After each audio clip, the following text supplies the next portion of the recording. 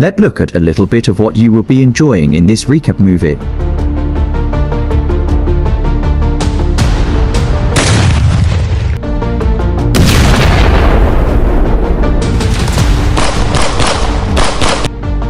Let's begin. The opening scene sets an intriguing backdrop with the mysterious findings in the Mongolian border mountains, setting the stage for a compelling exploration. Professor Yang Xiaolin's quest to uncover more about these discoveries in 1979 adds an air of urgency and mystery to the narrative. The introduction of characters like Hu Beiyi and Yang Ping, along with their respective roles in the excavation team, adds depth and human connection to the story. Hu Beiyi's secret affection for Yang Ping adds an emotional layer to the unfolding tale, hinting at potential conflicts and character development as the story progresses. Before I forget, kindly like and subscribe. After days of laborious work, the team uncovers a giant skull, leaving everyone astounded. Moments later, the cave starts shaking, and eventually this leads to a huge explosion, obliterating the entire camp. Sensing danger, the armed soldiers, under Commander Han Yang, position themselves outside the cave, ready for confrontation. However,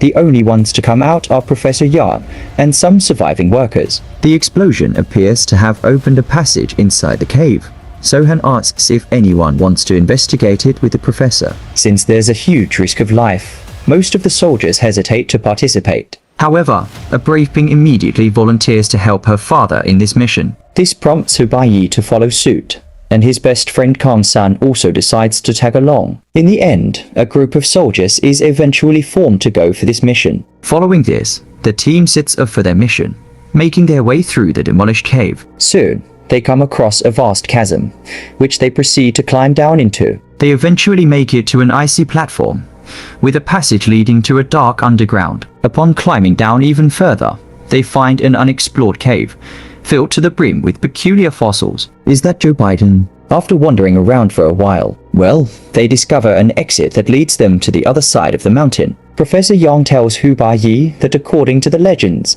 there's the gate of an ancient kingdom in this vicinity, belonging to a penitent secret government. Their conversation is suddenly interrupted when the other soldiers find a shocking discovery, a colossal paw print in the snow. Following this, the team starts pursuing these paw prints, unaware of the fact that a giant beast is nearby. On the way, they find numerous butterfly-like creatures fluttering around them. Upon a closer look, they realize these aren't butterflies, but peculiar-looking bats. Unbeknownst of the threat they pose, one soldier captures one with his bare hands, triggering an unexpected outcome. He burns down with a blue flame, resulting in his demise. Two more soldiers rush to his aid, only to suffer the same fate. Seconds later, hundreds of these bats surround the team, prompting them to open fire. The noise of the commotion startles the giant beast nearby, causing it to retreat. However, its sudden movement triggers an avalanche, posing another challenge for the group. In a desperate bid for survival, the soldiers begin running away,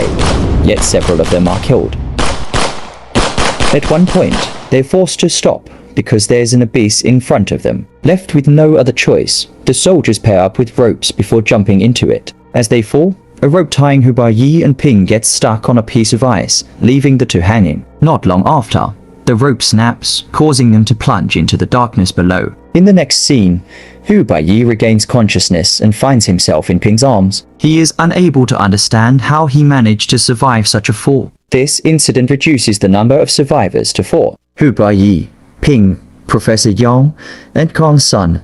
The rest didn't have names, so we didn't care about them anyway. These survivors then gather as many supplies as possible before resuming their excavation. Eventually, they come across an expansive cave with a tall tower at its center. The professor recognizes this place as the sacred palace of Kunlun. The tower is said to have 9 levels, where demon creatures have been trapped. Professor Yang then kneels down and lights up a candle. The fire instantly creates a flame that summons a swarm of bats, encircling the tower. After this, he sends Hu Beiyi and Ping to the tower's entrance.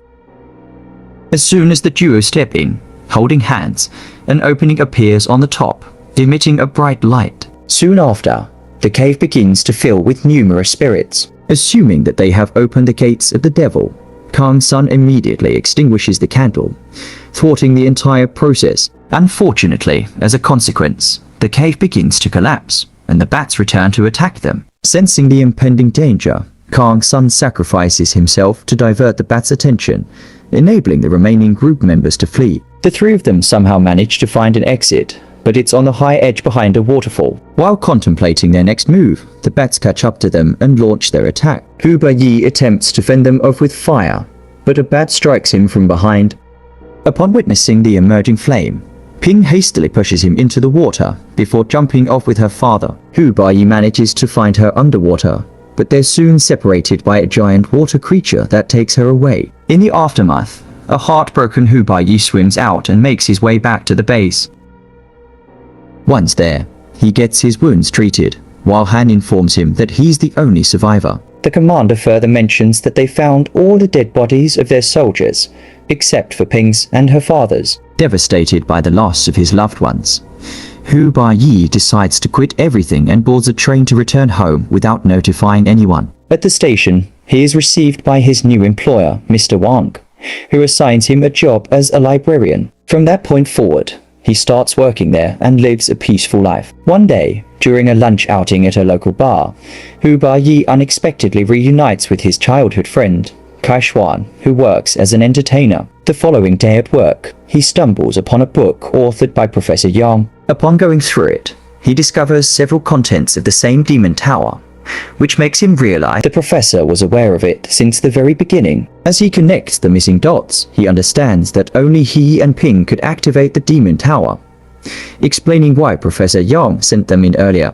Meanwhile, Commander Han and his team discover a coffin containing a living woman resembling Ping. They refer to her as Shirley. This woman possesses an uncontrollable, mysterious power, so the officers are forced to confine her in a closely monitored room. 3 years later, Han's team finds Professor Yang and brings him to their headquarters simultaneously. In West China, Oil City comes under attack by the enigmatic giant beasts, causing widespread destruction. When Professor Yang learns of this, he theorizes that the tower's activation has opened gateways in space and time, allowing demonic creatures to infiltrate Earth. In order to seek deeper insights, the professor sneaks out of the military headquarters. The emergence of these demons appears to have its effect on Hu Baiyi as well, as the scar on his back becomes troublesome. One day, while reading in the library, his back suddenly ignites with blue flames, and he begins exhibiting inexplicable powers. He can now make furniture, as well as his friend, float in the air. Shortly after, Mr. Wang shows up, and despite witnessing the ongoing commotion, he looks very calm. He quickly gains control over the situation, bringing things back to normalcy. Upon inquiring what's going on, Mr. Wang explains that Hu Baiyi's blood is contaminated by demonic force due to the earlier bat attack. According to him, Hu Baiyi now exhibits immense power, but its use can lead him to hell. Hu Baiyi wonders how he knows all of this, and the latter uses his own psychic powers to transform the library into an old tomb. He finally reveals himself to be a protector of Prince Yi from the Sulin nation. He goes on to explain that Prince Yi was Hu Baiyi's predecessor, and he had been the one to lead mankind against the demon race that had taken over Earth. Prince Yi used his own body to seal the tower, trapping most demons inside, but some of them assumed human form. These demons are now looking for Hu Baiyi, because he's the only one capable of opening the tower. Back at the military headquarters, Shirley appears to have recovered her memories, and surprisingly expresses her desire to meet Hu Baiyi. As a result, Han traces him, and pays him a visit at the library. The latter initially refuses to join the military force again, but he changes his mind after learning about the woman resembling Ping. Following this, Hu Baiyi accompanies the commander, and Kai Xuan pegs along. Han leads them to northern China, where he introduces them to the team that will be going on a mission to find the professor. The group comprises a guy named Cheng Dong,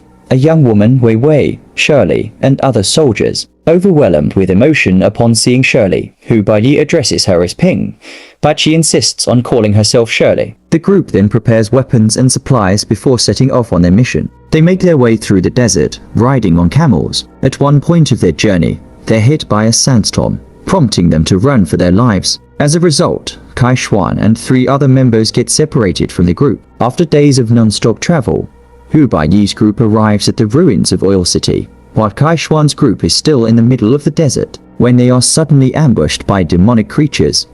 Kai Xuan's group further splits up in a desperate attempt to save themselves. The monsters kill 2 of them, while Kai Xuan and another man manage to reach Oil City, reuniting with the main group. Upon hearing their confrontation with the monsters, Hubai suggests leaving to avoid the massacre like it happened earlier in the cave. However, Cheng and Shirley decide to stay and complete their mission. Their discussion is abruptly interrupted by the approaching sounds of monsters. As a result, they arm themselves and prepare to fight. They soon gun down the first beast before chasing the second one. However, when they turn back, the first one is already gone. In the midst of their struggle, Shirley runs towards an abandoned school, and Hubai follows her. Upon entering, he discovers a bunch of dead bodies hanging from the ceiling. He then comes across a tunnel, leading him to the prince's tomb. Soon after, he is attacked by a creature which knocks him unconscious. The creature charges to finish him off, but Shirley intervenes, making it go away. In an unexpected turn of events,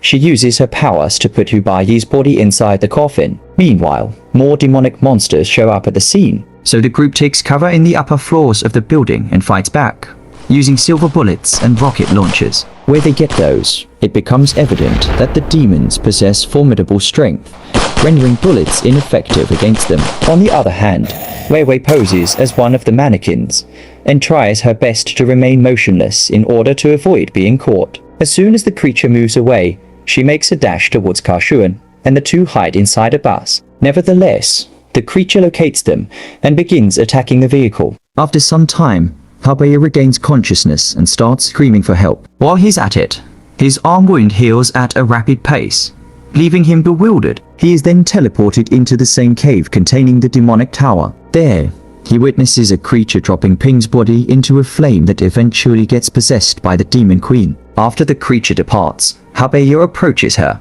demanding Ping's return. However, the queen refuses to give up on Ping's body because she holds the power to open the tower. She instead proposes that he accompany her to the tower and unlock the long-waiting door. Our hero thinks for a while, but politely turns her down, and he insists on being sent back to Oil Town, asserting that he'll find some other way. The Demon Queen finds this amusing, but decides to grant him a chance, teleporting him back. By this time, Shirley gains control over all the monstrous creatures and directs them to take down the group members. The moment he returns, Habeya notices the creature attacking the bus with Karshuan and Wei, so he quickly takes it down with a rocket launcher. Seeing this, the other creatures charge towards him, but Shirley saves him, knowing that he is the key to opening the tower door. She then holds him in her arms and assures his safety. However, Habeya, who realizes that Ping will never be back, retrieves a pistol and shoots her 3 times. This causes all the creatures to disappear and the demonic tower to crumble. In her final breaths, she admits that he is the only one who can kill her. She then unexpectedly kisses him, before collapsing to the ground. Moments later, Shirley is transformed into Ping, who expresses her happiness to see him one last time. However, Habeya is still not ready to lose her. He carries her and brings her to the prince's coffin, hoping that it might heal her. He lays down beside her and gently touches her forehead with his own, triggering a surge of memories from her childhood. Turns out Ping possessed an inherent supernatural ability, the power to revive deceased beings. This explains how Habeya survived, despite falling into the deep and dark abyss earlier. However, Ping's mother forbade her from using these powers for some reason. One day, her mother passed away after burning in a blue fire, revealing that she was a descendant from demons who took human form. Before the vision ends, Ping expresses her unconditional love for Habeya and requests him to find her father. With this, she passes away, leaving Habeya heartbroken. After a while of remorse, he regains his composure and decides to honor her final wish. The movie ends with Habeya resuming the mission with the rest of the team members. Lessons to be learned. Your enemy will never hurt you when you have something precious they need to survive. They will protect you at all costs. That is how Hubai managed to survive. The demons needs him to free them because he is the key to opening the tower for their freedom, so they couldn't kill him. Let me know about what you have learned in the comment section. Don't forget to follow Biskay Movies on all social media platforms for more of this. See you next time. Thank you. Bye.